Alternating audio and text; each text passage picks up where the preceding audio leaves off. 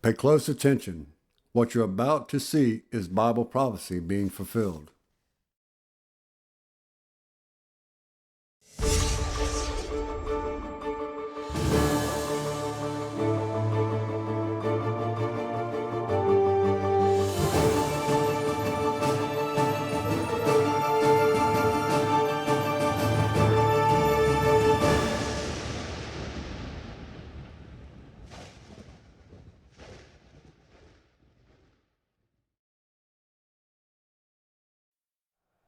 Welcome to another edition of YPN News, bringing you the news that relates to Bible prophecy and foretold by Yeshua Hawkins.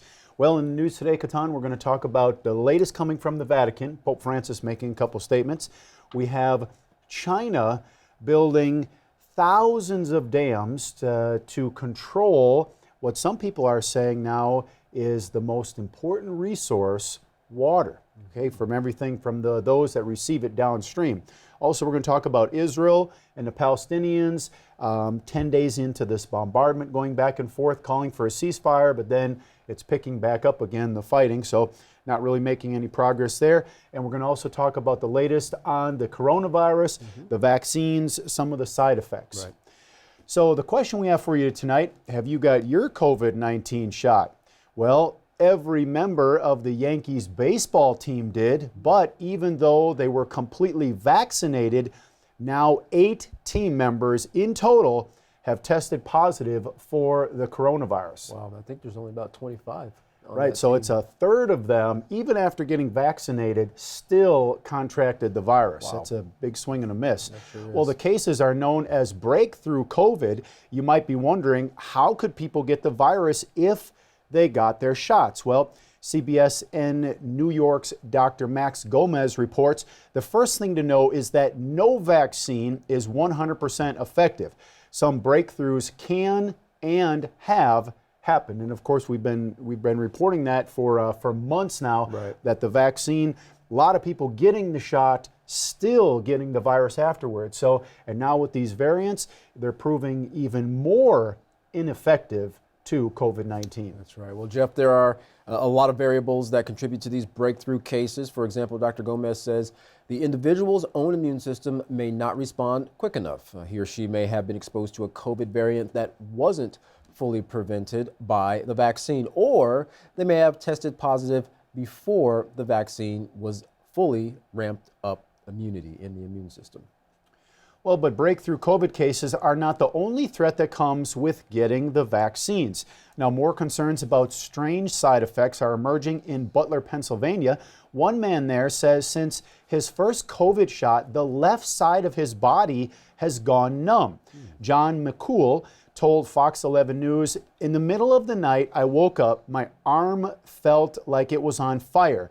I thought I was having a heart attack," and that's understandable, being on your left side. Right. He continued, he said, "I was afraid for my life at that time, and I did something I never thought I'd do. I had my wife call an ambulance." Now, Mr. McCool says these symptoms started within 48 hours of getting the Pfizer shot at the beginning of March. Wow. Well, since that night, Mr. McCool has been back to Butler Memorial Hospital 2 more times and also made a trip to the University of Pennsylvania Medical College, or UPMC, in Pittsburgh. There, doctors ran numerous tests on Mr. McCool but found nothing to be wrong internally. But as he explains, he can't feel pain on his left hand, and his left foot tingles, while he has lost feeling in his face and lips too. Wow. Well, in an effort to recover, McCool sought out a local chiropractor to get the left side of his body functioning normally. Now, the same chiropractor has seen 12 to 20 patients besides McCool, who are suffering with similar symptoms since they received various COVID vaccinations. Dr. Olszewski told Fox 11 News some of his patients, quote, "are diagnosed with some sort of stroke or other cardiac problems. I've had multiples," he said, "who've had dehydration issues. Now, several who have Bell's palsy now develop several weeks post the vaccine." Well, Dr. Olszewski related that the majority of his patients with issues are mainly men, 40 or older. Their problem usually affects the upper body, but some have experienced entire body issues, and some have had to be hospitalized to become stable before the chiropractor could begin helping them. Well, Dr. Dave Weber, an infectious disease doctor with UPMC, explained it's hard to know whether the symptoms some are experiencing are a side effect from the vaccine or not. He says they need to get numbers from a larger population of people to know more certainly. Well, Fox 11 also asked Pfizer about the issues, and they sent a message saying, we take adverse events that are potentially associated with our COVID-19 vaccine, BNT162B2, very seriously.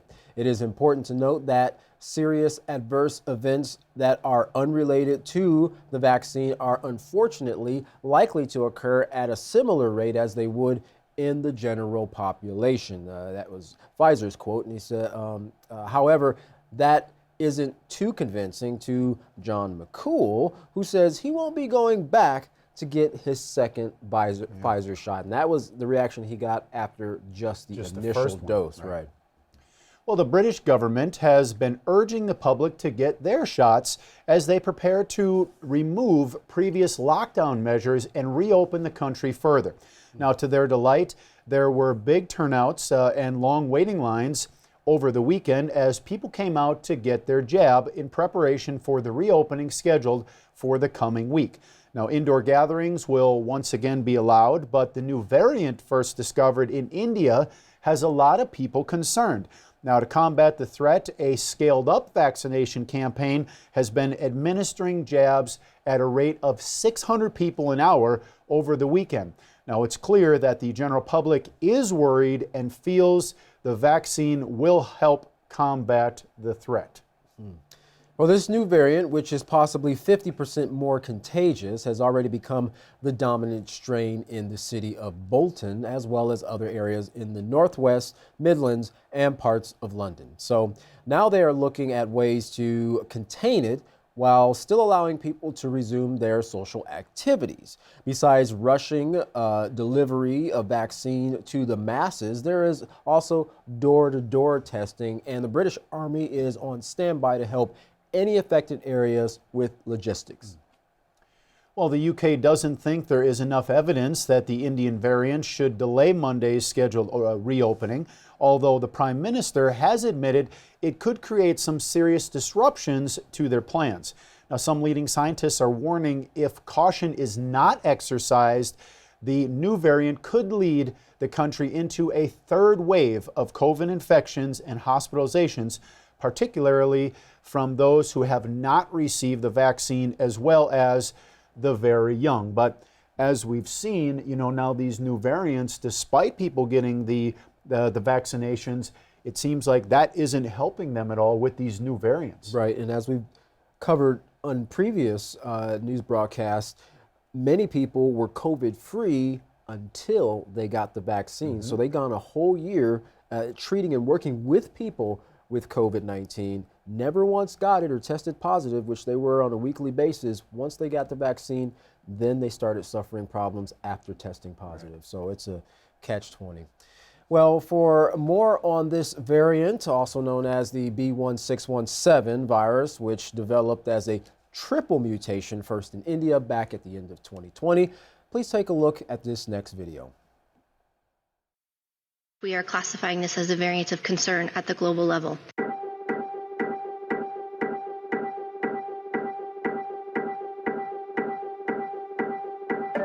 There is some available information to suggest increased transmissibility of B1617. There is a preprint that is out. So this is a paper that has not undergone peer review, and it's on a limited number of patients, suggesting that there is some reduced neutralization.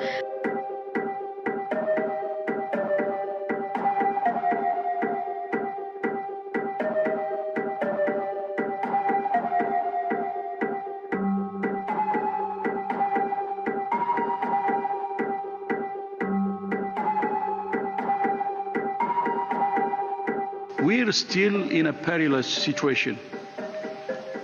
The spread of variants, increased social mixing, the relaxation of public health and social measures, and inequitable vaccination are all driving transmission. Yes, vaccines are reducing severe disease and deaths in countries that are fortunate enough to have them in sufficient quantities.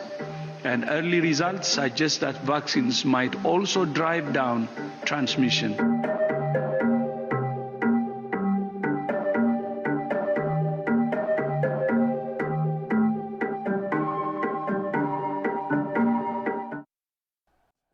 Well, there, Katan, a triple mutation, that Indian variant right there. And as you heard, it reported that, the vaccines, they're not finding that they are 100% effective for these variants, these mutations that continue to take place. Remember, once COVID first started, everybody thought, hey, we'll get the vaccine, but then these new variants now, they spread faster and are more contagious than the original COVID was. Right.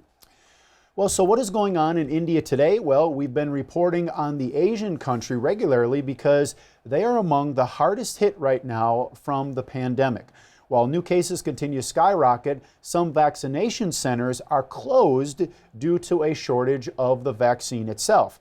Well, it seems almost unthinkable that while India is the world's largest manufacturer of the vaccine, that they have run out of doses for themselves, but that is the reality. Yeah, that's very interesting. Well, the current daily death toll related to COVID-19 is right around 4,000. So, of course, demand is high for the vaccine, and in some larger states, they've decided to suspend vaccinations for people under 45, which had only started administering to its age group since the beginning of May.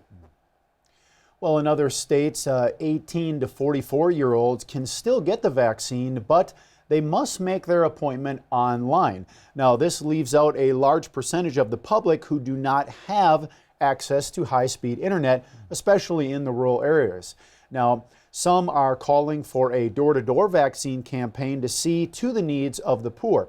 In total, India has vaccinated a little less than 3% of its population. Now, that's about 38 million people, Katan, in a country a little over 1.3 billion. Yeah, so they're barely chipping away at that big mountain in regards to what their goal is for vaccinating their citizens. Well, our field correspondent Larry McGee has some updates for us on Vatican Health Conference there over in Rome, talking a little bit more about the ongoing turmoil between Israel and Gaza, the fighting between Israelis and Hamas.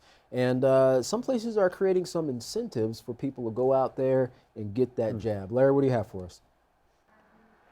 If there is one thing that the current pandemic has made painstakingly obvious, it is the severe state of immunological disrepair that exists among all nations, with the result that the world's leading authority has decided to host an international conference to discuss the role of the mind, body, and soul in the future of healthcare. It is scheduled to be a 3-day event which will feature speakers like Dr. Anthony Fauci. The discussion at the gathering is set to include prevention strategies and the implementation of cutting-edge medical technologies, and the conference is slated to be closed with comments by none other than the pontiff himself. There has still not yet been a close to the fighting in the Mideast, particularly between the Israelis and Palestinians, who have been in an almost constant battle for months now. After several Israeli air bombardments, Palestinians have taken to the streets in outrage, and their flares and burning tires have been met with rubber bullets from the IDF. 11 are reported to be dead so far. The protest is said to have been sparked by images of Israel's assault circulating on social media. Though there have reportedly been many injured, Israel is said to be preventing paramedics from approaching. President Biden has departed from his declared approach of quiet diplomacy on the matter and has publicly called for a ceasefire as Israel continues to pound Gaza with air assaults and Hamas responds with rocket fire. The number of casualties on the Palestinian side is reported to be at 212, with over 1,000 injured. 10 Israelis have been killed in the latest battle, with 300 wounded on their side. Thousands of buildings have been destroyed and tens of thousands of people have been made homeless in the midst of it all. For the extent of the damage it has inflicted, the Israeli government is having to contend also now with international pressure. There has been much pressure exerted to encourage people to receive the shot, but in Israel, the inefficacy of the jab has started to become blatantly evident, as 129 people who accepted inoculation were later found to have contracted COVID anyway. 69 of those were reported to have also had their second shot. The country as a whole has continued to post high infectivity rates, which it attributes to mutations in the virus. Transmissibleness in the nation has remained elevated despite lockdowns and restrictions. For YPN News, I'm Larry McGee. Katan, Jeff, back to you. Well, as we just talked about the extremely low percentages of some countries, now they're offering these incentives for people to go out and get the vaccine. And I would imagine, if I had to guess, the incentives are only going to increase as they try to get more people to get vaccinated. That's right.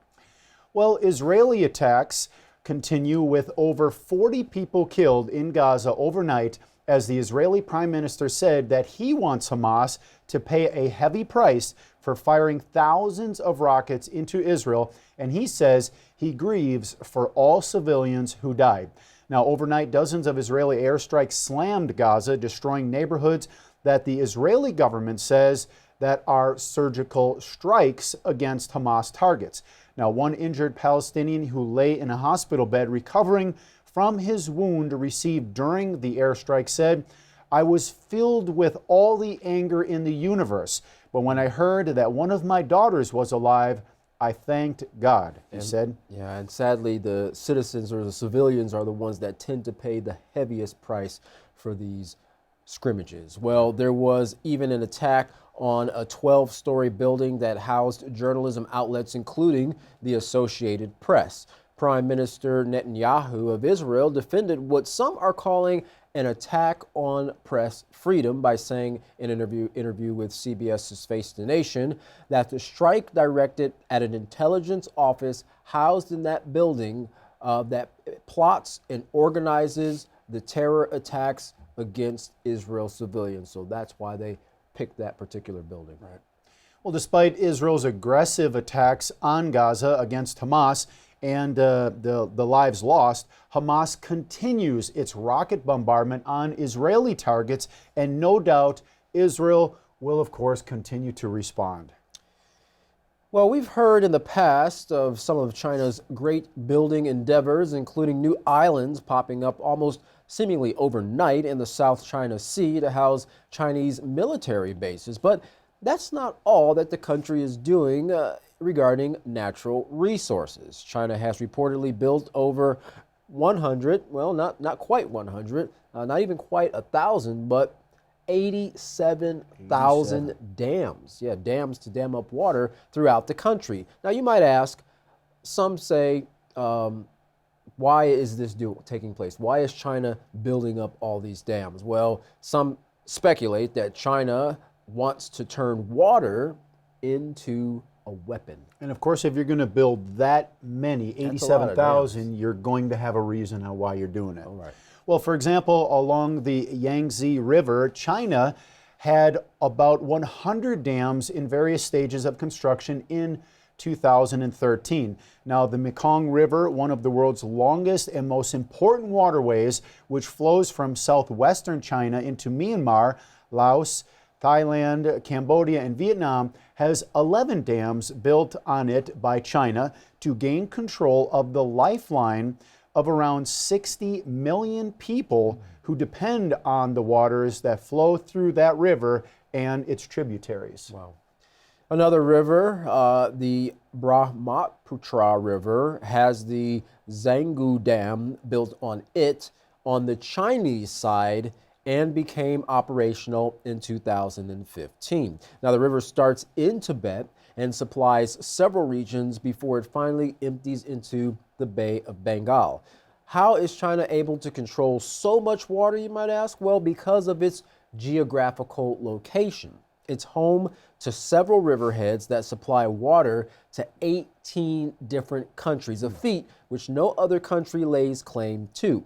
Now, because of its extensive dam building, it can control how much, where, and when water flows to the southernmost countries of the region. Right, and as we talked about, so many of those downstream rely on, and of course, rice is a huge, one of their main production right there, and they need water. Right. They have to have it continually. So, right. Well, China is literally able to hold or supply water at will. Now, it has the power to create floods or trigger droughts, which could cause fish plants, crops, and even people to go extinct. Now, everything needs clean, fresh water to survive. For example, Thailand's one of the largest sugar exporters in the world had a sugar output that hit a 9-year low at one time because of the drying up of the Mekong River, causing the worst drought in 40 years. Yeah, and as a result, the ripple effect is the prices of those particular commodities go up. Right. Yeah.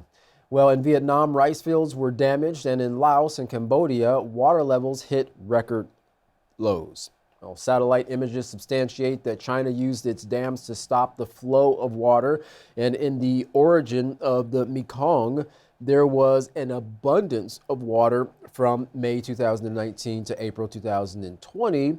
That particular reservoir, it was actually full. So it wasn't dried up because China said, well, it was not a lot of water flow or rain taking place. So of course the rivers dried up, but the reservoir from satellite images actually showed that those reservoirs were full. Some asked the question, where did all this water come from? You might think from seasonal rains, but one fact is that Asia is one of the driest continents in the world. So apparently it doesn't get that much annual rainfall. Well, water is now becoming the scarcest critical resource, even more scarce than oil. And some say that because of China's exclusive control of this most vital of resources, that the country is battle ready for a water war, and the world should prepare. Well, you kind of think about that, and, water is kind of being a basic human necessity, right, a basic human right. Yeah. Once that starts to get cut off, the results of the countries who are suffering as a result of China using these dams to slow that water, they're going to start to look to other countries for help. And that seems like that would give, the United States and other allies to the United States reason to go in and kind of pick a bone with China so that that water can get flowing again. Right, and that's a great point, that they're going to look to kind of the big brother there to come and help them. And this now with the water is just another point there where the nations can be, at odds with one another. So once again, not working towards the solution, but seems like another step back, to a conflict. Right. And when that conflict does take place, it's going to be major. It's going to be major players and a major world conflict. That's right. And then you add on top of that, like we've mentioned before, the coronavirus not showing any sign of slowing down. Instead, it's mutating continuously, and coronavirus is actually staying ahead of the curve of what scientists can learn about it or create vaccines fast enough to try to attempt to protect people from it. But those things aren't proving to be as effective as they were hoping for. Right. The mutations are fast outpacing the vaccinations. Kind of like that one Russian scientist said, coronavirus doesn't kill you, it just finishes you off. So whatever's already in your body, it starts to waken that up, and those things come alive and they start to affect your health. Right. Well, if you'd like to learn more about these stories, contact the House of Yahweh. When you do, don't forget to request your free copy of the Prophetic Word magazine and monthly newsletter. Here's how. To contact the House of Yahweh, you can write them at the House of Yahweh, P.O. Box 2498, Abilene, Texas 79604. You can call them at 1-800-613-9494. Visit them at any of their websites by going to yahweh.com, yisraelhawkins.com, or yahwehsbranch.com. You can visit our website by going to ypnnews.com. If you would like to email the House of Yahweh, you can do so by emailing info@yahweh.com. For any international calls, you can call the number that's on your screen right now. And lastly, if you still haven't looked at the Yisrael Says program or the Ask Yisrael program, go there now, yisraelsays.com or askyisrael.com. Type in a keyword search and you're guaranteed to find pages and pages of information on the sacred scriptures, guaranteed to occupy any free time you have. It's a great way to spend your time. Well, don't go anywhere because, as we just reported, the waters in China might be drying up, but there's plenty of water of life coming forth from Yisrael Hawkins and the House of Yahweh. So stay with us because up next is Yisrael Hawkins. For all of us here at YPN News, I'm Katan Alexander. And I'm Jeffrey Heimerman. Thank you for watching.